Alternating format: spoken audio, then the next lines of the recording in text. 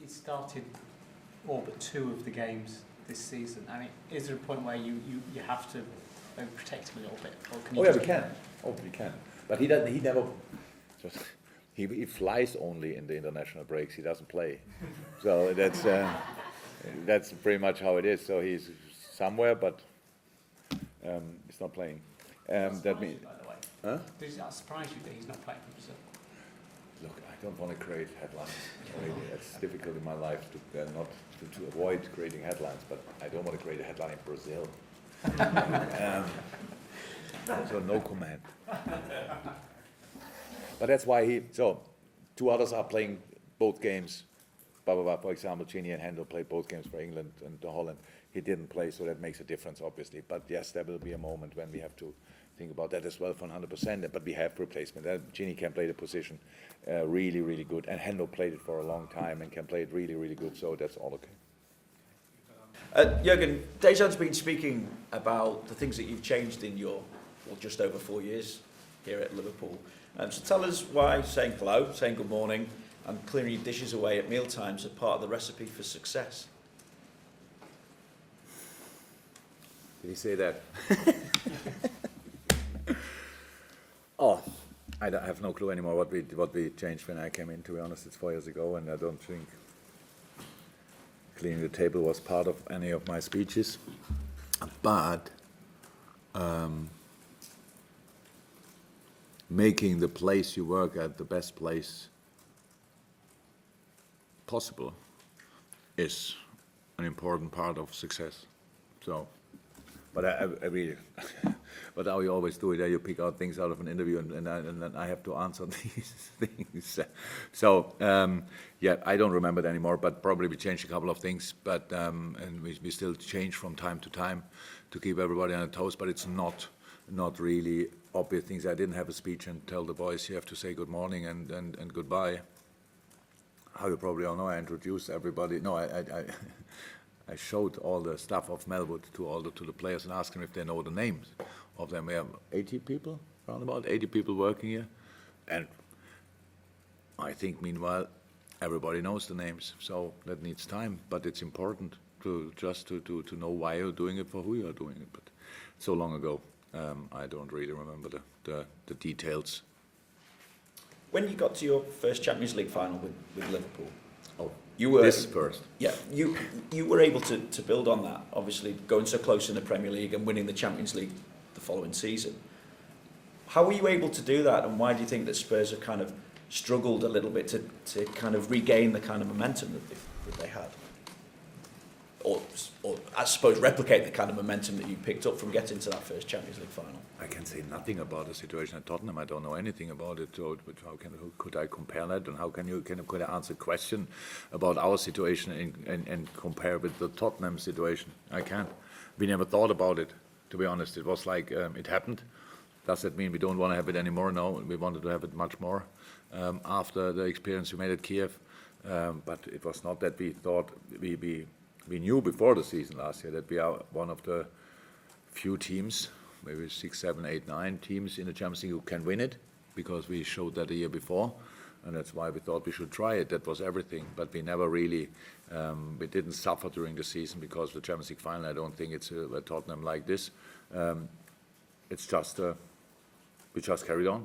That's how it is, and I can't say anything about Tottenham. I said already this morning to another journalist that you have to do constantly to judge things from outside, but I know that's not possible.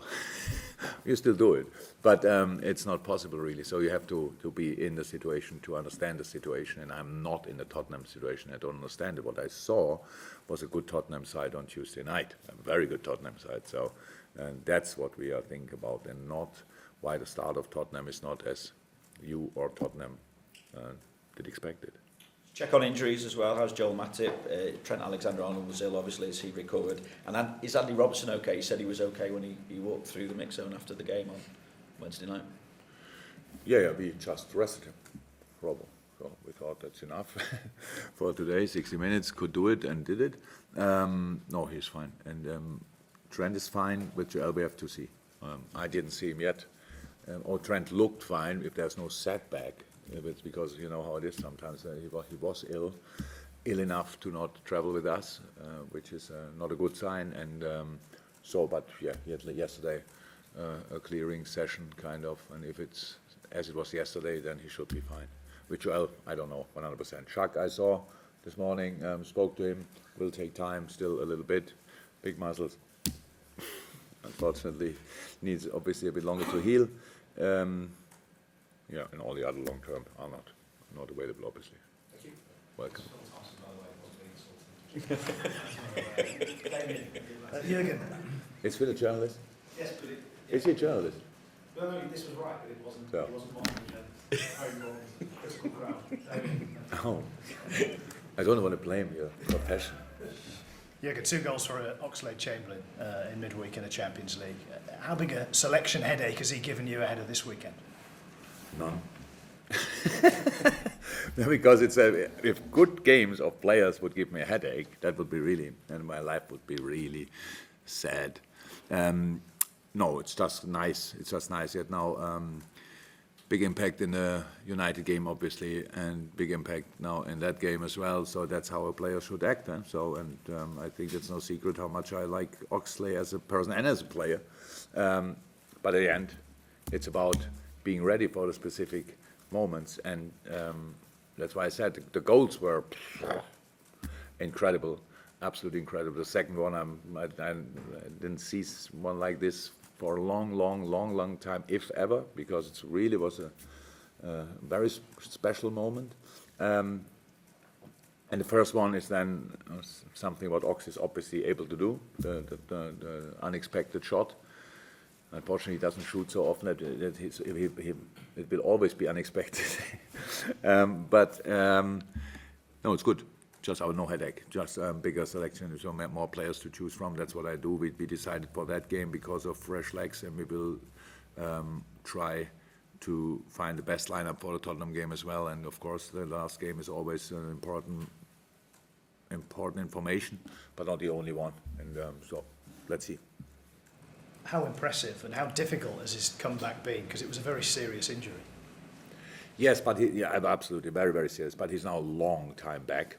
But the longer you're out, the longer you need to get back, really. And that's the problem with it, because there's so many. In the best moment in your career, you don't think too much. You just do. It's not that it's always what do we have today, blah, blah, blah, all that stuff. It's really about just feeling the game and doing the right stuff, using your skills, and that's a main thing you lose in rehab. You get fit again, but your flow, your rhythm, finding, but that's not too easy. It can sometimes happen coincidentally in a specific situation by scoring a goal, having a wonderful dribbling, having a sensational cross, whatever. But to be really reliable again, you can really rely on these kind of things again, that needs time, and that's why we never lost patience. Why should we? For players, it's more difficult not to lose patience with yourself, because you know what you still remember what you could do, but it's not so easy to do it now, and so it needs time. And now he made big steps in the last couple of weeks, really big steps, but and we're quite. The expectations, my expectations on Ox are pretty high, so I'm not too. I'm impressed about the goals, but there's still more to come. So that's how it is, and he knows that, I know that, so all good. Jurgen, you've already touched on the contribution of Alex Oxlade-Chamberlain, but Adam Lallana with the vital equaliser at Old Trafford. Naby Keita was able to play a part in midweek. How much more often can we expect to see those in the coming weeks and months as the fixtures become so concertinaed together? And when you're trying to bring them in, because they all have a completely different profile to Jordan Henderson, Gini Wijnaldum, Fabinho and James Milner, when you're trying to get that sort of balance that protects.